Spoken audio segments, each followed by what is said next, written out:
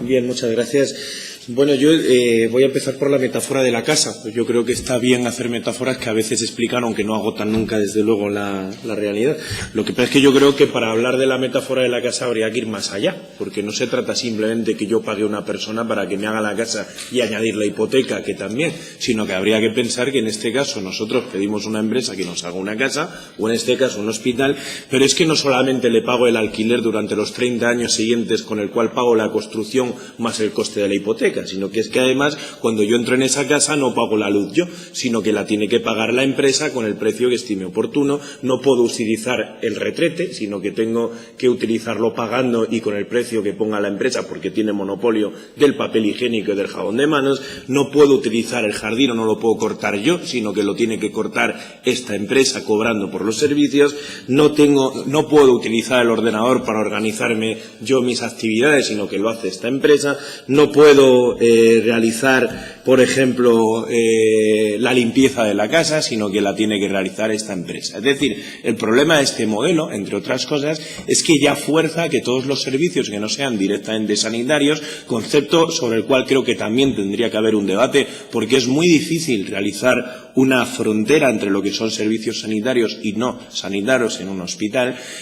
pero aún así lo que se consideraría sobre el texto que son no sanitarios quedan directamente a merced de la empresa concesionaria, lo cual no es poco, porque estamos pensando no solamente evidentemente en cuestiones como el parking o como la seguridad, sino que estamos incluyendo elementos como la alimentación, que por cierto ha sido polémica, elementos como el uso de datos, elementos como la limpieza, elementos como elementos derivados de la construcción, como era el hecho de que las salas de rayos X estuvieran plomadas, etcétera. Quiero decir que un modelo de concesión de este tipo tiene unas consecuencias a 30 años que van mucho más allá del coste, aunque el coste es uno de ellos. Yo tengo una preocupación desde mi grupo político. Hemos visto con preocupación cómo la aplicación de este modelo ha traído elementos que a nuestro juicio son muy peligrosos socialmente, y hay elementos que a nosotros nos parece que prueban en sí mismo, no sé si el modelo es erróneo, aunque yo de entrada, como he sabido, estoy en contra del modelo, pero en este caso no vengo aquí a poner en duda el modelo, sino la forma concreta de aplicación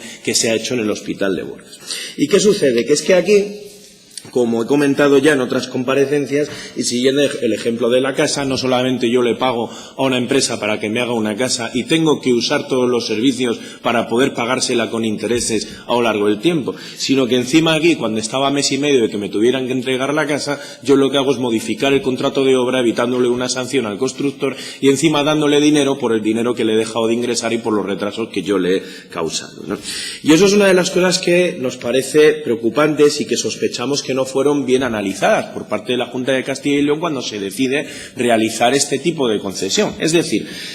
cualquier modificación en el contrato de obra supone unas consecuencias a largo plazo que tienen un impacto enormemente fuerte sobre el precio final. Y no pienso solamente en lo que significa de intereses, que lógicamente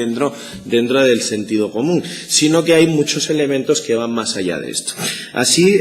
ya partimos de que el contrato garantiza unos beneficios del 7,23%, lo cual implica que el riesgo y ventura es algo bastante escaso, que tiene un peso bastante pequeño, es decir, se trata de una inversión en la cual se garantizan una serie de beneficios de entrada. Pero es que además, si nosotros analizamos los tres reequilibrios que se han planteado sobre la concesión,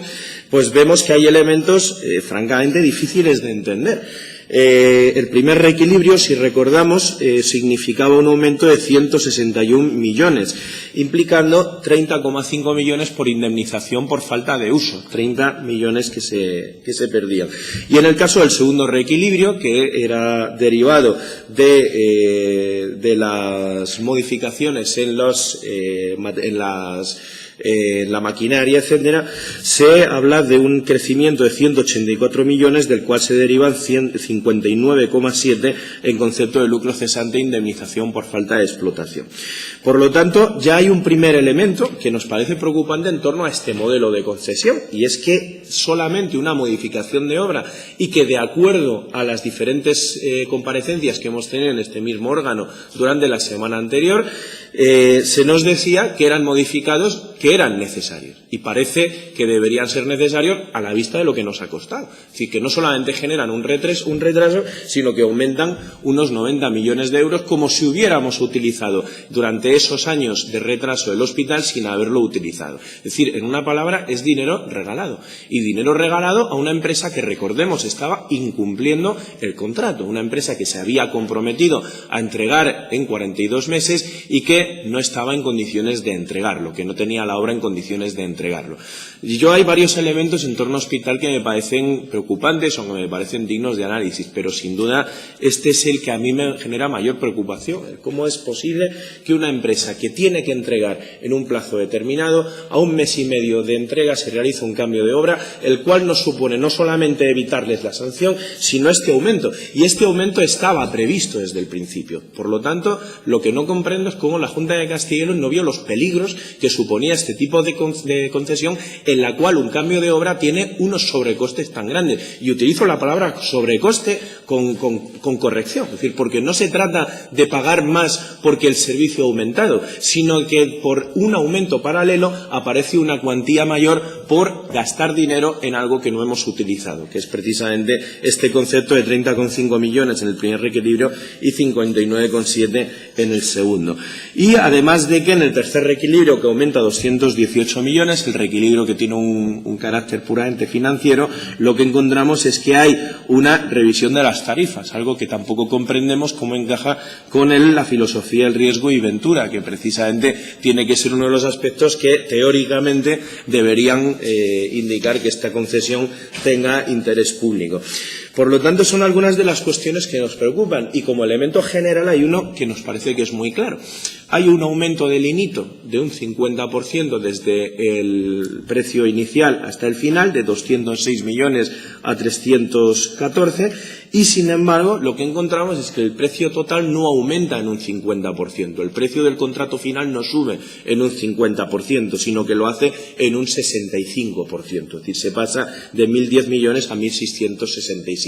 El aumento del precio total es porcentualmente muy superior, no solo en términos absolutos, lo cual tiene lógica, sino también en términos relativos, que es lo que nos parece preocupante, porque hay un aumento de más del 15% en términos porcentuales, lo cual, aplicado al coste total, serían 151 millones de euros. Si nosotros calculamos los 90 millones de euros por indemnización por falta de uso, más estos 151, nos encontramos 241 millones de euros que nos ha salido de más, es decir, dejando al lado lo que pueda suponer de intereses, lo que pueda suponer de aumento de obra, de contrato, etcétera, 241 millones que nos sale de más. Este es alguno de los elementos por los cuales nos parece que este modelo de concesión es enormemente contrario a los intereses públicos. Muchas gracias.